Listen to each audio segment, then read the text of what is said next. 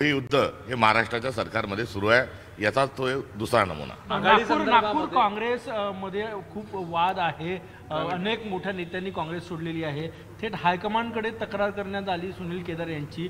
काँग्रेसमध्ये अंतर्गत कलह टोकाला गेलेला आहे. या संदर्भात माध्यमातून मला देखील तशा प्रकारची माहिती मिळाली आहे.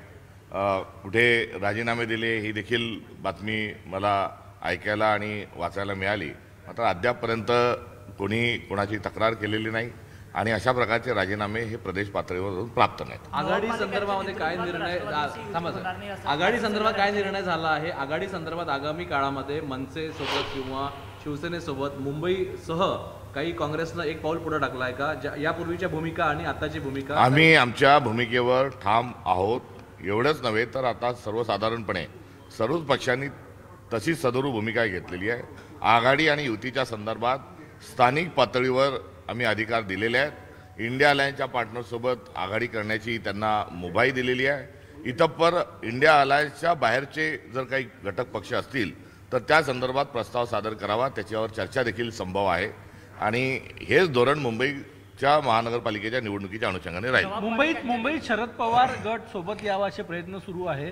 समजा शरद पवार गट नाही आला, तिकडे गेला, ठाकरे बंधूंकडे गेला तरी चालेल का तुम्हाला, की काय प्रयत्न सुरू? नाही, अशा पद्धतीने इंडिया अलायन्सचे ते एक महत्त्वपूर्ण नेते आहेत.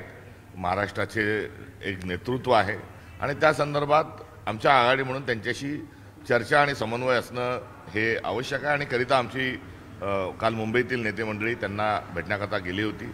एवढंच नाही तर नगरपालिका निवडणुकीच्या अनुषंगानं राष्ट्रवादी काँग्रेस, UBT आणि काँग्रेस या तिघांची मागच्या आठवड्यातही एक समन्वयाची बैठक झाली होती आणि नगरपरिषदेच्या निवडणुकीच्या पार्श्वभूमीवर आज देखील आमचे नेते हे सर्व या तिन्ही पक्षाचे नेते संवाद साधणार.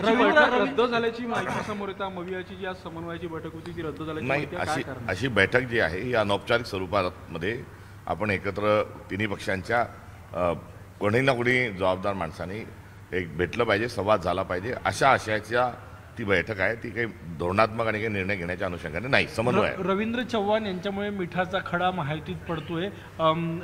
श्रीकांत शिंदे यांच्या मतदारसंघातील ऑपरेशन कमळमुळे शिंदेची नाराजी असल्याची माहिती आहे. त्याच्यात मिठाचा खडा पडल्यावर कलाकंद करून कसा खायचा हे भारतीय जनता पक्षाला चांगलं माहिती आहे. आधीच त्यांनी 2 पक्ष फोडलेले आहेत. आता पुन्हा जे आहेत त्यांच्यासोबत असणाराही पक्ष हे फोडण्याच्या अनुषंगानं आता त्यांची कलाकंद योजनाही असावी. नवाब मालिक यांच्या सोबत राष्ट्रवादीची युती होणार नाही असं आशिष शेलार यांची भूमिका मांडली. त्यांनी त्यांच्या भूमिकेवर पक्क राहावं. त्यांच्यासारख्या भूमिका बदलणाऱ्या पक्षाच्या आणि त्यांच्या नेत्याबद्दल काय बोलावं? देवेंद्र फडणवीसांनी जोपर्यंत वेगळा विदर्भ होणार नाही तोपर्यंत लग्न करणार नाही असंही म्हटलं होतं. त्याचं काय झालं ते आपण बघतोय. राहुल गांधी यांच्या संदर्भामध्ये जे आरोप राहुल गांधी यांनी निवडणूक आयोगावर केले होते त्या संदर्भामध्ये 100 पेक्षाही जास्त IAS अधिकारी, निवृत्त न्यायाधीश, रॉचे माजी अधिकारी यांनी जे पत्र लिहिलं आहे त्या संदर्भात काँग्रेसची भूमिका काय आहे? नाही, एकंदरीत हा खूप गंभीर विषय आहे आणि हा काँग्रेसची भूमिका पुरता हा मर्यादित नाही. राहुल गांधी आमचे नेते आहेत, करिता आम्ही त्यांच्याबद्दल हे बोलत नसून ते तर नेते आहेतच. मात्र त्यांनी या भारतातली लोकशाही टिकवण्याच्या अनुषंगानं जे वोट चोरीचा जे स्कॅन्डल त्यांनी जे फोडलं आहे ते आता आपल्या सगळ्यांच्या समोर आहे. गली गली में शोर आहे आणि निवडणूक आयोग वोट चोर आहे हे आता सर्वांनाच कुठेतरी तत्वतः मान्य झालेले आहे. आणि या सर्वातून पुढे जाण्याकरता आता केवळ काँग्रेस म्हणून नाही तर सर्वांनी, माध्यमांनी, नागरिकांनी, स्वयंसेवी संस्थांनी आणि भाजप करणारा असल्यामुळे ते सोडून सर्व पक्षांनी या लोकशाही वाचवण्याच्या लढ्यामध्ये पुढे आपण हा लढा पुढे घेऊन गेलो पाहिजे. हा एकटा काँग्रेसचा लढा नाही, हा आपल्या सर्वांचा लढा आहे. काही उमेदवारांना सहलीला घेऊन गेलेले आहे शिंदे गट, विड्रॉ करू नये किंवा त्यांच्यावर दबाव येऊ नये म्हणून.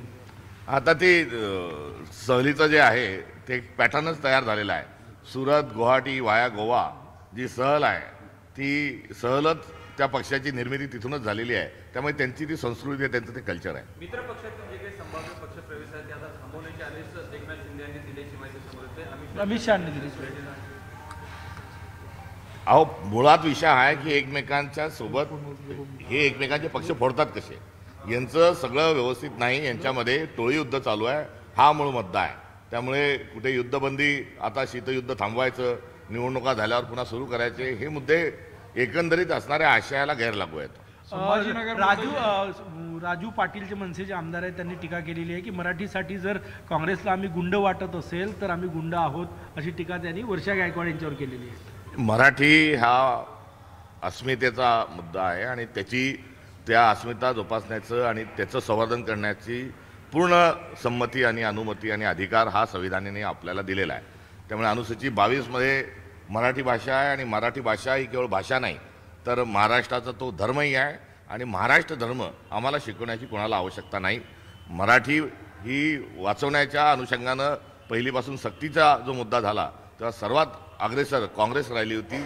याचं स्मरण त्यांना या निमित्ताने करून देतो. कुठल्याही परिस्थितीत मनसेसोबत तुम्ही एकत्र महाराष्ट्रात लढण्यास तयार नाही का? तशा प्रकारचा महाराष्ट्रातल्या कुठल्याही स्थानिक स्वराज्य संस्थेमध्ये प्रस्तावच आलेला नाही. म्हणजे मुंबई महानगरपालिका तशा प्रकारचा प्रस्तावच आलेला नाही आणि त्याच्या प्रस्ताव आलेला नाही आणि स्थानिक आमची जे संघटन आहे ते त्या संदर्भात निर्णय घेईल.